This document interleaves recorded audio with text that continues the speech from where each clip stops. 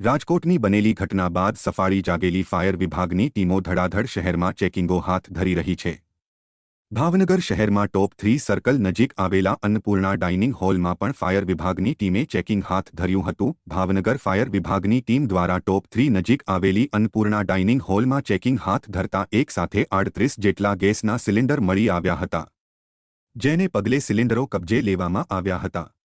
જો કે ફાયર ઓફિસરે જણાવ્યું હતું કે બીયુ પરમિશન અને ફાયર સેફટીના સાધનોના અભાવે ડાઇનિંગ હોલને સીલ કરવામાં આવેલ છે।